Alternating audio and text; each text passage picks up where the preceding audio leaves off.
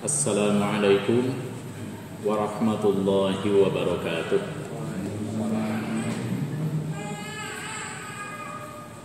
Innal hamdalillah nahmaduhu wa nasta'inuhu wa nastaghfiruh wa na'udzu billahi min shururi anfusina wa sayyiati a'malina. May yahdihillahu fala mudilla lahu wa may yudlil fala hadiyalah. Asyhadu an la ilaha illallah wa asyhadu anna Muhammadan abduhu wa rasuluh. Allahumma salli ala Muhammad wa ala alihi wa ashabihi wa man tabi'ahum bi ihsanin ila yaumil ma'ad. Amma ba'd.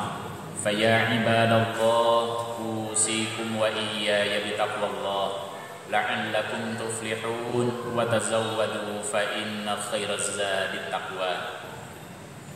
Kersana sesepuh majlis, sesepuh masjid, imam kita dan seluruh jajarannya yang sangat saya cintai, seluruh jamaah, sepuh anom murang kali ibu kali bapa anu sami rawuh, anu mudah-mudahan urang sadaya salamina dirahmati ku Allahur Rabbul Alamin dunia dan akhirat sapapaosna amin ya Allah ya Rabbal Alamin.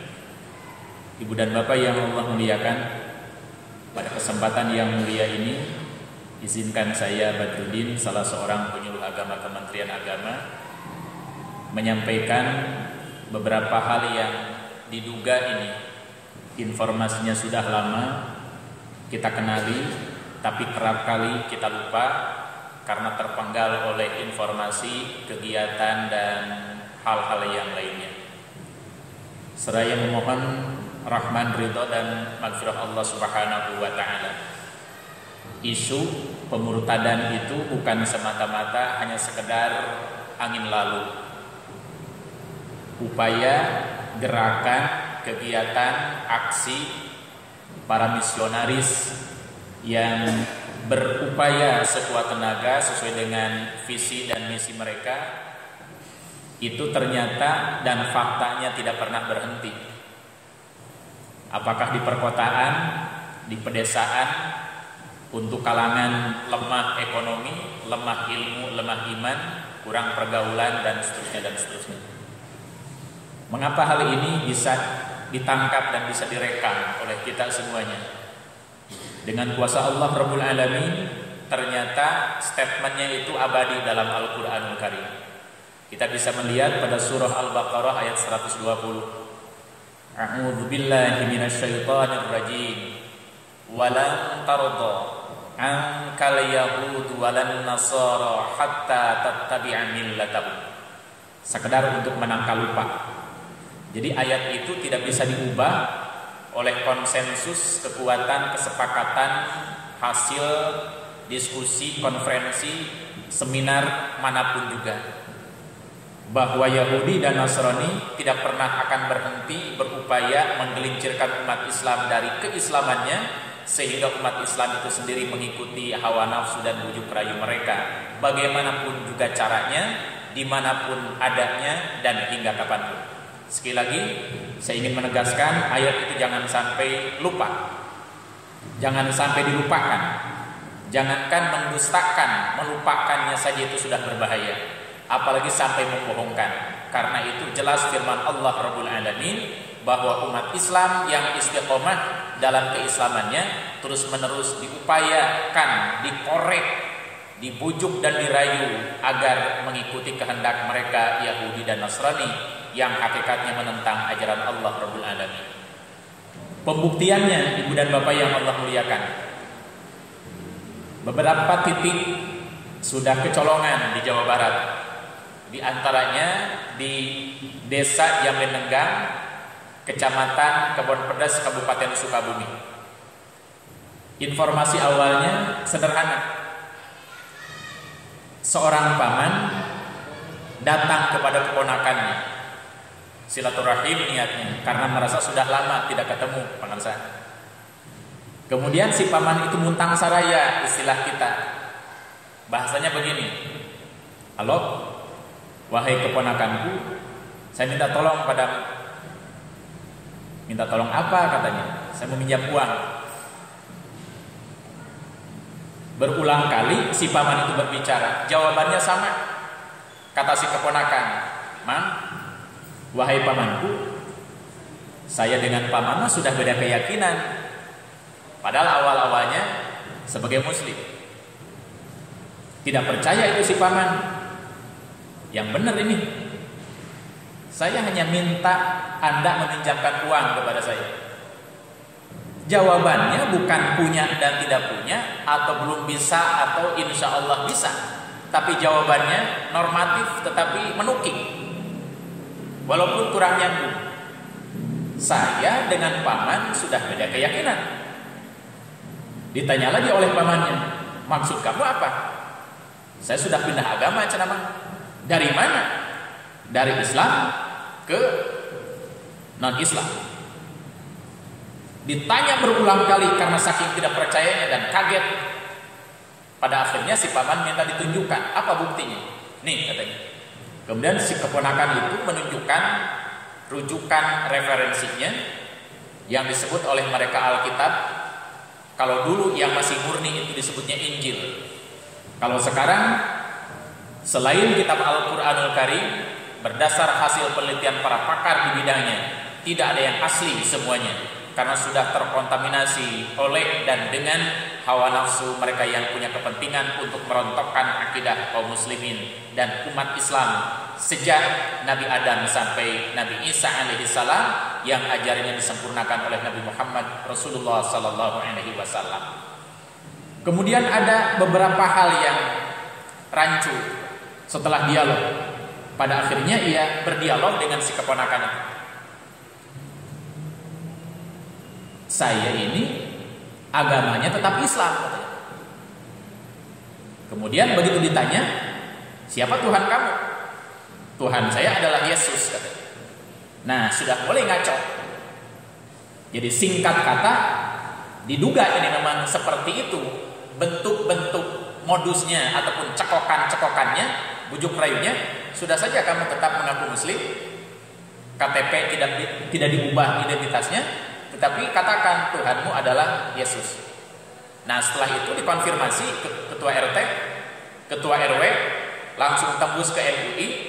Saya sebagai salah seorang penyuluh agama ikut juga mengatasi dari sisi keilmuan, intelektualitas, kemudian dirujukkan kepada Al-Quran, juga berdasarkan jaminan undang-undang. Pada hakikatnya undang-undang itu menjamin setiap orang memeluk agama sesuai dengan yang diyakininya, tetapi ingat, ada batasan. Tidak boleh menyebarkan keyakinan atau faham keagamaan atau agama, apalagi berbasis normatif teologinya, kepada orang yang sudah jelas beragama, dalam hal ini agama Islam. Kenapa juga? Karena Al-Quran mengingatkan umat Islam siapapun juga, apapun pangkat dan jabatannya, tidak boleh gentar untuk mengatakan kepada siapapun secara terbuka, "Inna dina indallahil Islam." Agama yang benar menurut Allah adalah Al-Islam. Dan seluruh Nabi dan Rasul semuanya beragama Islam. Semua mereka mengajarkan yang paling utama adalah tentang ketauhidan kepada Allah Rabbul Alamin. Itu yang pertama. Kemudian indikator yang kedua, orang yang dijamin enggang ini ternyata banyak temannya, karena waktu sekolah banyak temannya, waktu pemuda, kegiatan pemuda banyak juga temannya. Yang bersangkutan itu rumahnya jauh dari rumah warga. Itu indikator awalnya. Kemudian yang kedua, ia tidak ditemukan di majelis-majelis taklim. Ia tidak ditemukan di barisan sholat berjamaah, dan ia pun tidak ditemukan di barisan-barisan sholat Jumat. Kalau demikian, wajar indikatornya dan cocok. Jadi tidak perlu mengubah status keislaman, kemusliman di KTP, tetapi teologinya diubah dari bertuhan kepada Allah menjadi bertuhan kepada Yesus. Wa na'udzubillahi min dzalik. Siapa yang korban dijamin enggang itu, Pak? Yang pertama, sang suami bernama Bapak Entis atau Pak Sutisna. Yang kedua, istrinya Ibu Eda. Dan yang ketiga, anaknya Pak Chandra Kirana. Setelah diinterogasi dan diminta garansi untuk berpikir oleh MUI dan tokoh setempat, setelah melaksanakan sholat isya, ternyata pada pukul 2 dini hari kurang lebih yang bersangkutan sudah keluar dari rumahnya, entah kemana dan siapa yang menjemputnya. Itu kecolongan satu. Kemudian yang kedua, tidak lama Pak, jedanya, limit waktunya setelah di Jatinegara masih pada kecamatan yang sama, yaitu di Desa Bojong Sawah. Ditemukan juga ada orang yang deklarasi menyatakan diri keluar dari Islam bernama Bapak Suhanda. Bagaimana kasus awalnya? Sebabnya seorang sekretaris MUI, sekretaris Majelis Ulama Indonesia Kecamatan Kebon Pedes, berorasi kultum setelah melaksanakan sholat. Ia mengatakan begini di antara penggalannya: siapapun yang tidak ke majelis taklim, tidak suka sholat berjamaah di masjid, apalagi tidak suka Jumatan, maka kami akan mendatanginya, akan bersilaturahmi. Kemudian terdengar oleh yang bersangkutan, awalnya tidak diketahui bahwa si fulan itu seperti itu jawabannya. Kemudian ia curhat ke sesama warga yang lain. Katanya tuh Pak Ustaz akan mendatangi kita gara-gara tidak melakukan anu dan lain sebagainya. Kenapa? Dan kita mah sudah beda agama, beda keyakinan. Nah, muncul lagi ini Pak. Begitu ditemui, betul juga. Di rumahnya sudah penuh Pak oleh simbol-simbol yang mengacak-acak bahasa normatif dari Al-Quran dan dari kaidah-kaidah di luar Islam. Hanya mengambil sepotong ayat yang tidak tuntas, yang menggaleungkan atau menggelincirkan pola keyakinan, konsep keyakinan kepada Allah Rabbul Alamin dan kepada Nabi Isa. Akhirnya yang bersangkutan berkesimpulan bahwa Nabi Isa itu intinya adalah Tuhan. Dan walaupun kita tidak mesti berubah nama status dari Islam menjadi non-Islam. Bismillah, saya berorasi 3 kali. Yang pertama di Pendopo kemarin, kemudian yang kedua di ruang Kasat Intel, dan yang ketiga di ruang Kepala Polres Sukabumi Kota. Yang pada akhirnya pada hari itu juga, hari Senin tanggal 25 Oktober kurang lebih pukul 14, yang bersangkutan dibimbing kembali di ruang Kasat Intel untuk bersyahadatnya dan tidak akan mengulang kembali apapun yang sudah dilakukan dengan cara menulis simbol-simbol, mengacak-acak dan memandukan ayat Al-Quran, tetapi diacak aduk sampai tidak nemu atau tidak nyambung kemanapun juga.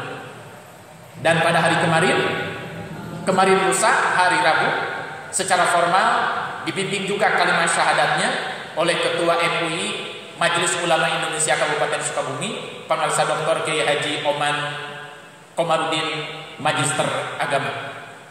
Nah, tidak cukup sampai di sini Pak informasi itu, tetapi mudah-mudahan ini sekedar informasi awal. Saya ingin mengingatkan kepada saudara-saudara saya sesama muslim bahwa secara umum modus operandi pemurtadan itu bisa dilakukan lewat beberapa cara. Yang pertama lewat perkawinan. Ada orang yang menyatakan diri menjadi muslim. Kita sebagai muslim bersyukur kepada Allah. Nah Pak Saudara, ada orang yang kembali kepada Islam, laki-laki atau perempuan. Tetapi ketika niatnya sesuai dengan niat mereka untuk mencela-mencela dan merusak Islam dari dalam dengan alasan menjadi muslim, ini yang harus diwaspadai. Yang kedua, alasan ekonomi. Orang bisa dibujuk dan dirayu dengan sebungkus sarim, seliter, sekilo beras dan sejenisnya. Walaupun ia berkata tidak perlu Anda mengatakan pindah agama, tetapi ingat Anda tetap muslim, tetapi Tuhan Anda Yesus. Ini adalah berhasil menggelincirkan akidah orang lain. Kemudian yang ketiga, bisa juga lewat modus operandi jaminan pekerjaan. Jaminan pekerjaan.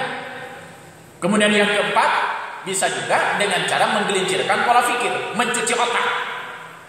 Apalagi ditambah dengan ya semua agama adalah benar.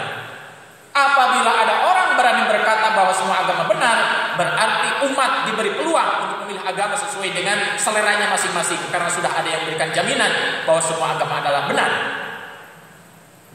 Negara itu hanya memayungi orang yang punya keyakinan, bukan berarti menyamakan semua agama itu sendiri. Apalagi pejabatnya, parlemennya orang muslim. Kita harus berpedoman kepada Al-Quranul Karim. Inna dina indallahil Islam. Agama yang benar di hadapan Allah hanyalah Islam. Pada surah Ali Imran ayat 85 Allah mengatakan, "Wa may yabtaghi ghairal islami dinan falan yuqbala minhu wa huwa fil akhirati minal khasirin." Siapa orang yang coba-coba mencari, coba-coba loncat-loncat agama dan keyakinan, maka Allah mengatakan orang tersebut tidak akan diterima keyakinannya, sehingga ia berada pada keislaman dan di akhirat akan termasuk orang yang merugi. Rekomendasi saya kepada seluruh umat Islam, jangan sampai ada di antara kita identitas di KTP secara verbal pengakuan di sesama muslim dan di antara sesama muslim mengaku muslim, akan tetapi mohon maaf, boleh jadi ada di antaranya sholat ente, ngaji ente, zakat tidak, mengotori lingkungan terus menerus, mabuk, judi dan lain sebagainya. Maka hati-hati, keislaman kita hanya sekedar identitas di KTP. Jika indikatornya demikian, apa bangganya kita menjadi muslim jika seperti itu indikatornya. Sekali lagi saya ingin mengingatkan dan mengajak kepada semua pihak, dan rekomendasi yang terakhir untuk melerai dan menghalau, bisa juga melawan upaya kristenisasi siapapun pelakunya, pendeta manapun juga, apapun bujuk dan rayuannya. Mari kita sama-sama merapat dengan ulama, dengan majelis taklim, dengan para kiai, para ustaz, tokoh agama setempat. Jangan sampai ulama bermajelis ilmu ditinggalkan, tetapi orang lain hanya sekedar ngasih saringi sampai dilulukan hingga mengorbankan akidah dan keyakinan. Ini kan sudah tidak konsisten kalau demikian adanya. Sekali lagi saya menegaskan atas nama Kementerian Agama, tidak atas nama siapapun, atas nama Kementerian Agama yang dibangun untuk mengendalikan agama, untuk memayungi semua manusia atas dasar agama. Dan saya diantaranya sebagai garda terdepan yang harus mengawal kegiatan ini sebagai penyuluh agama. Mari kita sama-sama merapat dengan ulama yang ahli Al-Quran dan ahli As-Sunnah, ahli masjid, ahli memakmurkan masjid, ahli amar ma'ruf nahi munkar, ahli salat, ahli ibadah, berkasih sayang kepada lingkungan termasuk kepada siapapun juga. Mari sekali lagi bermajelis dengan ulama. Jangan sampai sekali lagi ulama ditinggalkan, ulama dicibir, hingga membiarkan ulama diintimidasi, tetapi orang sampai merenggut keyakinan dan ketauhidan hanya gara-gara dibujuk dengan bahasa dan ekonomi, pekerjaan dan jaminan kesehatan dalam bentuk yang lainnya. Tiba-tiba dirinya tergelincir dari keyakinan. Ini yang sangat-sangat tidak diharapkan. Sekali lagi, yang sangat tidak diharapkan. Sudah waktunya kita bertobat semuanya. Saya mengajak semua pedagang, para sopir kondektur, tukang parkir, apapun profesinya, yang lainnya termasuk para pejabat, jangan sekali-kali mengabaikan ajaran Allah Rabbul Alamin, karena orang lain akan masuk pada saat kita lengah. Jangan sampai gara-gara rapat sampai meninggalkan salat. Jangan sampai gara-gara rapat sampai menelat-nelatkan salat, padahal azan dikumandangkan dari setiap corong masjid. Mudah-mudahan menginspirasi, dan insya Allah akan segera saya unggah lewat YouTube channel Badruddin Abu Rusdi agar semua pihak mengenali dan terus-menerus berwaspada. Juga kita terus-menerus berkolaborasi, bersinergi untuk memberantas kemurtadan, pemusyrikan, dan untuk menghalau mereka yang melakukan gerakan kristenisasi dimanapun juga berada lewat modus operandi apapun juga. Karena ternyata sampai detik ini kegiatan mereka tidak pernah berhenti, dan ternyata pula sesuai dengan bahasa Al-Quranul Karim bahwa Yahudi dan Nasrani tidak pernah akan ridho kepada umat Rasulullah Sallallahu Alaihi Wasallam dan umat-umat Rasul yang lainnya, sehingga umat para Rasul itu mengikuti apa yang dikehendaki oleh Yahudi dan Nasrani itu sendiri. Allahumma ihdinas siratal mustaqim, siratal ladzina an'amta 'alaihim minan nabiyyin was-siddiqin wasyuhada'i was-salihin wa hasuna ulaika rafiqa. Allahumma ihdi qaumi fa innahum la ya'lamun. Allahumma ihdi qaumi fa innahum la ya'lamun. Allahumma ihdi qaumi fa innahum la ya'lamun. Rabbana atina fid dunya hasanah wa fil akhirati hasanatan wa qina adzabannar wa adkhilnal jannata ma'al abrar ya azizu ya ghaffar ya rabbal alamin. Hasbunallah wa ni'mal wakil, ni'mal maula wa ni'man nasir. 'Ala Allahi tawakkalna wa ila Allahil masir. Subhana rabbika rabbil izzati amma yasifun wa salamun 'alal mursalin walhamdulillahi rabbil alamin. Amin ya Allah ya mujibas sa'ilin. Subhanakallahumma wa bihamdika asyhadu an la ilaha illa anta astaghfiruka wa atubu ilaik. Amin ya Allah ya mujibas sa'ilin. Hatur nuhun sareng hapunten kasadayana. Wassalamualaikum warahmatullahi wabarakatuh.